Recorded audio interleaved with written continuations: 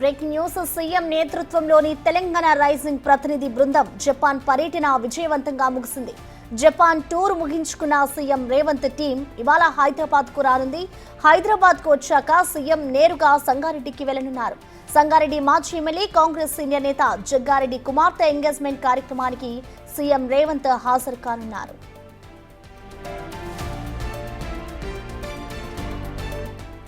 Revanth team Japan పర్యటన ద్వారా తెలంగాణకు భారీ స్థాయిలో పెట్టుబడులు, నిరుద్యోగులకు ఉద్యోగ అవకాశాలు వచ్చాయి.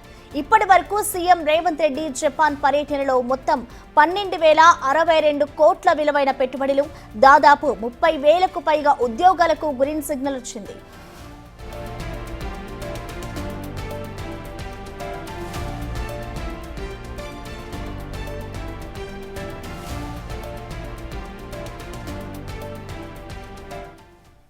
ఇటు తెలంగాణ రైజింగ్ ప్రతినిధి బృందం అయితే జపాన్ పర్యటనలో తొలి రోజే కీలక పెట్టుబడులను తీసుకొచ్చింది. దీనికి సంబంధించిన పూర్తి అప్డేట్స్ ని మా ఇన్పుటేటర్ పవన్ లైవ్ ద్వారా అందిస్తారు. పవన్, ప్రెసెంట్ మనం చూడొచ్చు, ఇటు సీఎం రేవంత్ రెడ్డి జపాన్ పర్యటన అయితే ముగిసింది. సో మొత్తంగా ఎలాంటి ఒప్పందాలను కుదుర్చుకొని ఇటు తెలంగాణకి తీసుకొచ్చారు? డీటెయిల్స్ ఏ విధంగా ఉన్నాయి?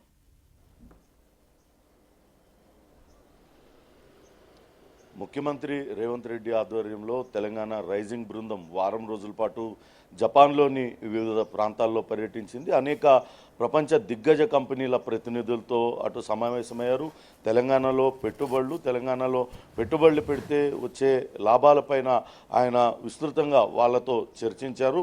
అనేక కంపెనీలు ఇక్కడ పెట్టుబడి పెట్టేలా ఒప్పించగలిగారు. మొదటగా చూసుకున్నట్లయితే మార్బెనీ కంపెనీ అటు ప్రపంచంలోనే దిగ్గజ సంస్థ, దాదాపుగా 64 దేశాలలో తన వ్యాపార కార్యకలాపాలు నిర్వహిస్తుంది. అటువంటి సంస్థ ప్రారంభ పెట్టుబడి 10,000 కోట్ల రూపాయల 1,000 కోట్ల రూపాయల పెట్టుబడి పెట్టనుంది. దాదాపుగా 5,000 కోట్ల రూపాయల పెట్టుబడులతో ఇక్కడ పెద్ద ఎత్తున ఫ్యూచర్ సిటీలో నెక్స్ట్ జనరేషన్ ఇండస్ట్రియల్ పార్క్ ఏర్పాటుకు ఒప్పందం చేసుకుంది. ఇది చాలా కీలకమైన ఒప్పందంగా చెప్పవచ్చు.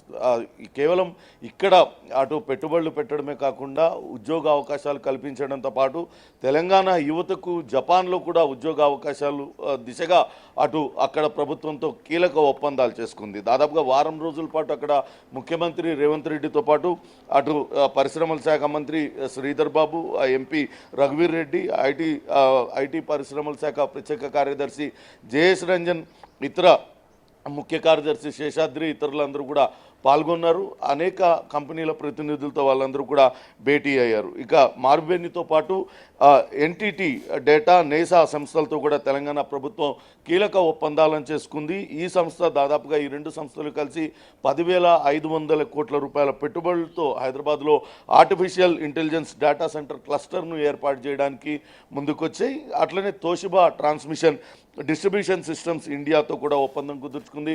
అది మెదక్ జిల్లా రుద్రారంలో విద్యుత్ పరికరాల సామాగ్రి తయారీని ఏర్పాటు చేయడానికి కూడా ముందుకొచ్చింది. ఆ కంపెనీ తోషిబా ట్రాన్స్మిషన్ దాదాపుగా 562 కోట్ల రూపాయల పెట్టుబడులు పెట్టనుంది. అట్లనే తెలంగాణ ప్రభుత్వం టామ్కామ్, టర్న్, రాజ్ గ్రూపులు చేసుకున్న ఒప్పందాల ఫలితంగా ఇక్కడ తెలంగాణ యువతకు దాదాపుగా 500 మందికి జపాన్లో ఉద్యోగ అవకాశాలు కూడా రానున్నాయి.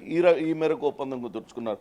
ఇక రేవంత్ సర్కార్ మొదటి నుంచి కూడా చాలా ప్రతిష్టాత్మకంగా మూసి పునరుజ్జీవాన్ని తీసుకుంది. ఖచ్చితంగా అది ఎట్టి పరిస్థితుల్లో కూడా చేసి తీరాలనుకుంటున్న నేపథ్యంలో అక్కడ ఆ దేశంలో ఉన్న మురసాకి రివర్ మ్యూజియాన్ని, అట్లనే ఒసాకా రివర్ ఫ్రంట్ను కూడా సందర్శించారు.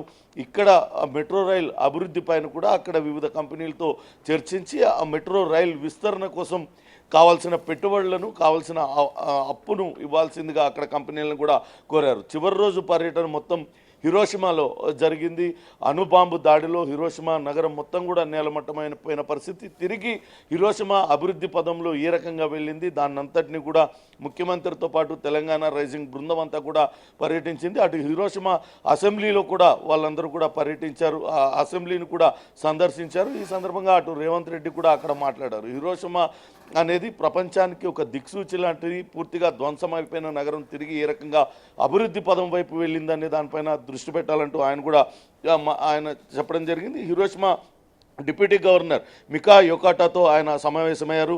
రెండు రాష్ట్రాల మధ్య ఉన్న పరస్పర సహకారానికి ఉన్న అవకాశాలపైన కూడా విస్తృతంగా ఆయన చర్చించారు. ఇక అటు వ్యర్థాల నుంచి ఇంధనం, క్లీన్ టెక్నాలజీ, మున్సిపాలిటీలో వ్యర్థాల ప్రాసెసింగ్, మురుగునీటి శుద్ధి ఇటువంటి ప్రాజెక్టులపైన, అర్బన్ ఇన్నోవేషన్, ఇన్ఫ్రాస్ట్రక్చర్, భూగర్భ మెట్రో ఇంజనీరింగ్ తదితర వాటిలన్నిటిపైన కూడా అక్కడ ప్రతినిధులతో అటు పరిశ్రమల శాఖ మంత్రి శ్రీధర్ బాబు అటు చర్చలు జరిపారు. ఖచ్చితంగా రాబోయే రోజుల్లో వాటిలన్నింటినీ కూడా ఇక్కడ తెలంగాణలో కనుక వాటిని పెట్టినట్లయితే తెలంగాణ అభివృద్ధికి దోహదపడుతుందంటూ వాళ్ళందరూ కూడా ఇచ్చేశారు. మొత్తం మీద వారం రోజుల పర్యటనలో దాదాపుగా 12,000 రూపాయలకు పైగా ఒప్పందాలు కుదుర్చుకున్నారు.